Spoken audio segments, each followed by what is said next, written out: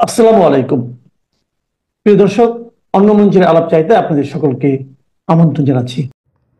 মালয়েশিয়াতে Indo Pacific army chiefs কনফারেন্সের আজ গতকাল শেষ হয়ে গেল 25শে সেপ্টেম্বর। এই কনফারেন্সের খবর বাংলাদেশের মেইন স্ট্রিম মিডিয়া দেয়নি এবং সোশ্যাল মিডিয়া সম্ভবত ট্র্যাক করেনি এই খবর। সবাই ব্যস্ত থেকেছেন নিউ ইয়র্কে ডিম নিক্ষেপ নিয়ে, আবার সেই ডিম নিক্ষেপ নিয়েও হচ্ছে নানান রকমের আলোচনা।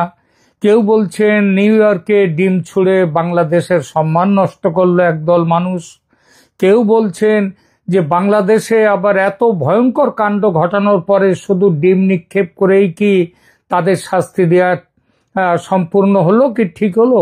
সম্পূর্ণ তো হয়নি শাস্তি দেয়া। আসলে ডিম নিক্ষেপ কাণ্ডতে যদি ওখানে বাংলাদেশে যা করেছে এই সরকারের যাদের উদ্দেশ্যে ডিম নিক্ষিপ্ত হয়েছে তারা যা করেছে তাদেরকে শাস্তি দিতে গেলে তো সেখানে বোমা মারতে হয়।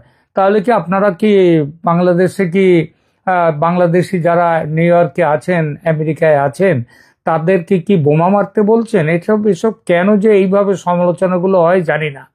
সেখানে এটা হচ্ছে সমালোচনা, তাদের বিরুদ্ধে প্রতিবাদের একটা ধরন হচ্ছে ডিম নিক্ষেপ। তা নিয়ে এত হইচই তো কিছু নেই। যাই হোক, আমরা সেই জায়গা থেকে আমার চ্যানেল সেই জায়গা থেকে আমরা মালয়েশিয়া সম্মেলন নিয়ে এর আগেও একটা এপিসোড আমি করেছি। এই সম্মেলনে ভারত ও বাংলাদেশের দুই সেনাপ্রধান উপস্থিত ছিলেন, শুধু তাই নয় তারা একান্ত বৈঠক করেছেন বলেও খবর। ইতিপূর্বে এই বিষয়টি নিয়ে আমার এই চ্যানেলে প্রথম সংবাদ প্রকাশ করি আমি। গত 23শে সেপ্টেম্বর এই বিষয়ে একটি ভিডিওতে আমি প্রথম এই বিষয়ে প্রতিবেদন দিই।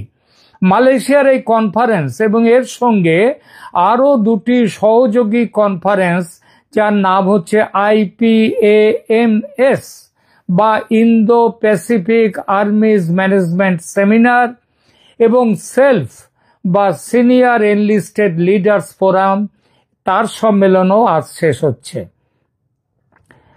সম্মেলনের শেষে বাংলাদেশের সেনাপ্রধান আগামী 27শে সেপ্টেম্বর দেশে ফিরছেন এবং ভারতের সেনাপ্রধান জেনারেল উপেন্দ্র দ্বিবেদীও দিল্লিতে ফিরবেন মোটামুটি একই দিনে।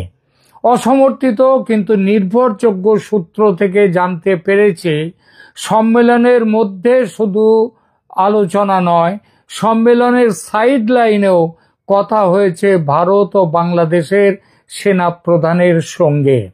কোনো আধিকারিক স্তরে প্রকাশ হয়নি কি কথা হয়েছে দুজনের মধ্যে, কিন্তু বিষয়টি নিয়ে বিশেষ করে আন্তর্জাতিক কিছু সংবাদ মাধ্যম তারা কিন্তু খবর করেছে।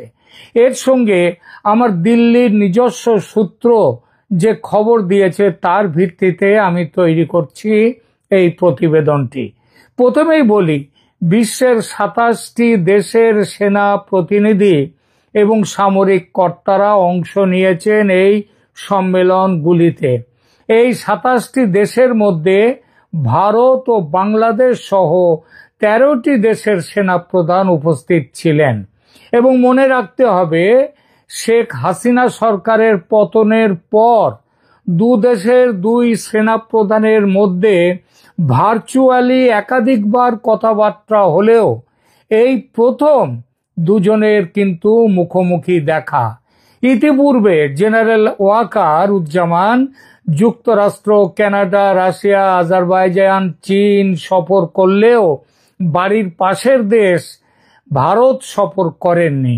হাসিনা সরকারের পতনের পর দুদেশের মধ্যে ক্রমশ ঘনিয়ে আসা শীতল সম্পর্ক নিশ্চিতভাবেই এজন্য দায়ী। যদিও সেনাপ্রধান ওয়াকার উজ্জামান তার দেশের সরকারের ভারত বিরোধী মানসিকতা ও কাজকর্ম থেকে বিরত তিনি ছিলেন এবং ভারতের সঙ্গে সুসম্পর্কের প্রয়োজনীয়তার কথা প্রকাশ্যে একাধিকবার বলেছেন। গত 14 মাসে জেনারেল জামানের মুখ থেকে এমন একটি কথা বেরোয়নি যাতে ভারতের সাথে বর্তমান শীতল সম্পর্কের বিন্দুমাত্র দায় তার উপর বর্তায়। সম্পর্ক খারাপ করার কাজটি প্রায় এককভাবে করেছেন বাংলাদেশ অন্তর্বর্তী সরকারের প্রধান উপদেষ্টা ডক্টর মোহাম্মদ ইউনূস স্বয়ং, বেফাঁস কথা বলে। পক্ষান্তরে জেনারেল জামান তার তরফ থেকে চেষ্টা করে গেছেন ভারতের সঙ্গে সম্পর্ক স্বাভাবিক করতে। এমনকি সম্পর্কের প্রবল অবনতির মধ্যেও দিন দশেক আগে কলকাতার ফোর্ট উইলিয়ামে ভারতের সর্বোচ্চ সামরিক নেতৃত্বের বৈঠকের প্রেক্ষিতে বাংলাদেশে সাময়িক অভিযানের সম্ভাবনা প্রকট হয়ে উঠলে উত্তেজনা প্রশমন করতে বাংলাদেশ সেনাপ্রধান ব্যক্তিগতভাবে ওই বৈঠকে উপস্থিত হতে চেয়েছিলেন বলে গোপন সূত্র থেকে কিন্তু খবর বেরিয়ে এসেছে। মোহাম্মদ ইউনূস বাদ সেধেছিলেন বলে জেনারেল ওয়াকার আসতে পারেননি ফোর্ট উইলিয়ামে এই তো কয়েকদিন আগেই। সুতরাং মালয়েশিয়ার সম্মেলনে দুজন যে নিজেদের মধ্যে কথা বলবেন না, দুজন দুজনকে এড়িয়ে যাবেন, এটা হতেই পারে না।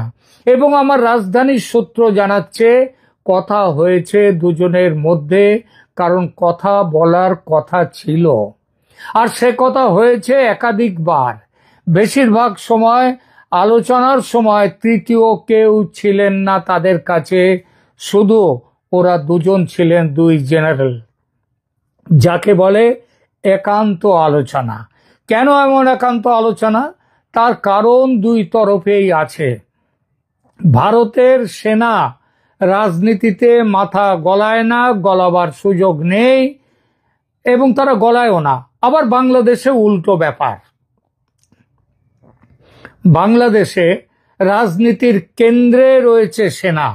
গত বছর 5 আগস্টের কথা একবার মনে করে দেখুন। শেখ হাসিনার পতনের মূল কারণ সেনার যে পিছিয়ে আসার ব্যবস্থা না নেয়ার সিদ্ধান্ত। আবার দেখুন, হাসিনার পতন ঘটালো যে সেনা, সেই সেনাপ্রধানই আবার ভারতের সেনাপ্রধানের সঙ্গে সকাল থেকে কথাবার্তা বলে ঠিক করে রেখেছিলেন তার এখান থেকে চলে যাওয়ার ব্যাপারটা, যাতে জনরোষের সামনে তার খারাপ কিছু না ঘটে। দেখুন, এই যে সেনা হাসিনার পতন ঘটালো, সেই সেনাই আবার ভারতের সেনাপ্রধানের সঙ্গে কথাবার্তা বলে হাসিনাকে নিরাপদে পাঠিয়ে দিলেন ভারতে। এবং তারপর অন্তর্বর্তী সরকার গঠনে আবার মূল ভূমিকা পালন করলেন ওই সেনাপ্রধান। ভারতে এমনটা হওয়ার বিন্দু মাত্র সম্ভাবনা নেই। এই পরিস্থিতিতে বাংলা সেনাপ্রধানের সঙ্গে রাজনৈতিক ও কূটনৈতিক বার্তালাপ, ভারতের সেনাপ্রধানের কথাবার্তা, মানে যদি বলেন ভারতের সেনাপ্রধান, সেটা অনধিকার চর্চা হয়ে যায়। আইনে কিংবা আমাদের দেশের নিয়মে সেটা তাকে অধিকার দেওয়া হয়নি।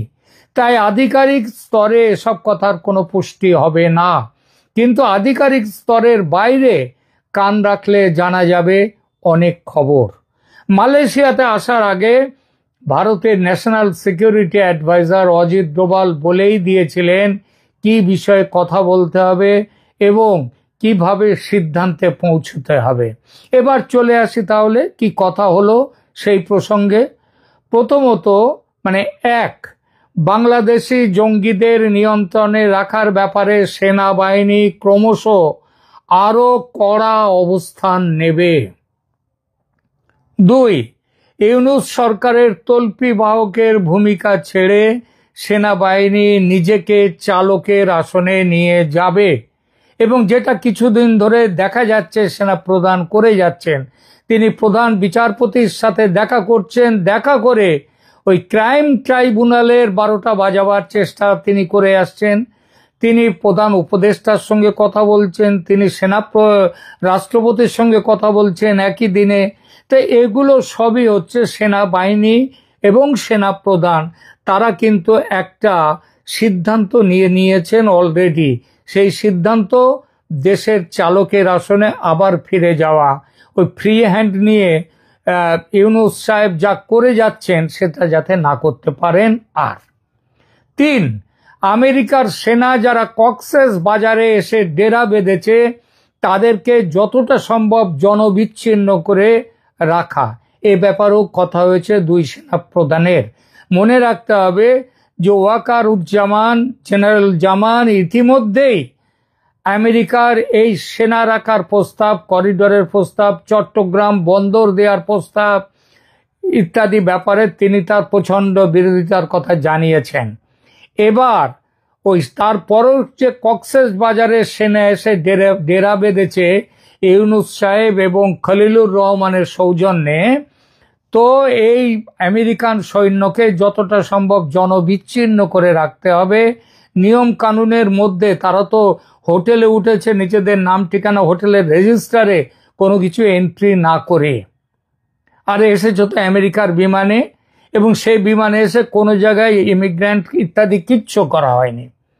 তো এই যে নিয়মকানুন ভেঙে চলছে তারা, সেটাকে কমিয়ে নিয়ম কানুনের মধ্যে তাদের অবস্থানকে রেখে দিতে হবে। এ বিষয়ে কিভাবে কি করা যাবে তার কথা হয়েছে। 4 নম্বর, বাংলাদেশের ধর্মীয় সংখ্যালঘুদের নিরাপত্তা সুনিশ্চিত করা। বাংলাদেশে হিন্দু ও বৌদ্ধদের ওপর আক্রমণ নিয়ে ভারতের আরএসএস ইতিমধ্যে খুবই ক্ষুব্ধ হয়ে উঠেছে। তাদের পক্ষ থেকে ভারত সরকারের ওপর জোরালো চাপ আসছে বড় কোনো ব্যবস্থা নেয়ার। একই সঙ্গে চাপ আসছে সেই যে হিন্দু সন্ন্যাসী চিন্ময় দাস মহারাজকে, তার মুক্তির ব্যাপারটা নিয়ে, এ ব্যাপারেও সেনাপ্রধান ব্যবস্থা নেবেন বলে, যাতে নেন সে ব্যাপারেও কথা হয়েছে। 5, আগামী নির্বাচনে ওয়াকারুজ্জামানের ভূমিকা কি হবে সেটা নির্দিষ্ট করা হয়েছে এই আলোচনার মধ্যে। আওয়ামী লীগকে নিয়ে নির্বাচন করতে হবে, এই সিদ্ধান্তে অটল থাকবে সেনাবাহিনী। একথা ওয়াকারুজ্জামানের আগেও বলেছেন, আওয়ামী লীগকে নিয়ে অন্তর্ভুক্তিমূলক নির্বাচনের পক্ষে ভারতের যেটা লাইন সেইটা করতে হবে। এবং ভারতও পরিষ্কার বলে দিয়েছে আওয়ামী লীগ নো ভোট। সুতরাং এই ব্যাপারটা নিয়ে সেনাপ্রধানকে সতর্ক থাকতে হবে। 6 নম্বর, ইউনূস সরকারের বদলে কেয়ারটেকার সরকার প্রতিষ্ঠার বিষয়ে জেনারেল জামান যাতে আরো প্রোঅ্যাক্টিভ হতে পারেন সেটা দেখার জন্যও বলেছেন জেনারেল দ্বিবেদী। কারণ ইউনূস সরকার ক্ষমতায় থাকলে তারা এই নির্বাচনকে রিগিং করে এই নির্বাচন করবে, সুতরাং তার আমলে নির্বাচন করা যাবে না। এবং 7 নম্বর, সর্বশেষ, ভারতের পক্ষ থেকে কথা দেয়া হয়েছে একেবারে বাধ্য না করলে ভারত সামরিক অভিযান চালাবে না বাংলাদেশে। এই প্রসঙ্গে এটাও বলা হয়েছে ভারতের পক্ষ থেকে যে মায়ানমারে ভারতের সেনা মজুত করা হয়েছে যত না বাংলাদেশের জন্য, তার চেয়ে অনেক গুণ বেশি আমেরিকাকে একটা কড়া বার্তা দিতে। সংক্ষেপে এই হলো 2 সেনা প্রধানের ভেতরের কথাবার্তা, যেটা আমি অসমর্থিত হলেও নির্ভরযোগ্য সূত্র থেকে জানতে পেরেছি। কিন্তু কথা এখনো শেষ হয়নি। এই কথাবার্তার শেষে আর এক বড় চমক ছিল। এরপরেই জেনারেল দ্বিবেদী ফোনের লাইনে যুক্ত করে দেন ওয়াকারুজ্জামানকে তার প্রধানমন্ত্রীর সঙ্গে। আগে থেকেই ঠিক করা ছিল এমনটা হবে। কি কথা হয়েছে দুজনের মধ্যে সেটা জানতে পারিনি অবশ্য, তবে তাদের মধ্যে কথা হয়েছে প্রায় 10 মিনিট ধরে তাদের মধ্যে কথা হয়েছে। জেনারেল দ্বিবেদী তাদেরকে কথার মধ্যে থাকতে চাননি, তিনি একটু দূরে সরে গিয়েছেন। আর তিনি তো জানেন যে শেখ হাসিনা কি বলবেন, কিন্তু নজর ছিল, তিনি দূরে চলে গিয়েছিলেন বটে, কিন্তু নজর ছিল জেনারেল ওয়াকারের দিকে।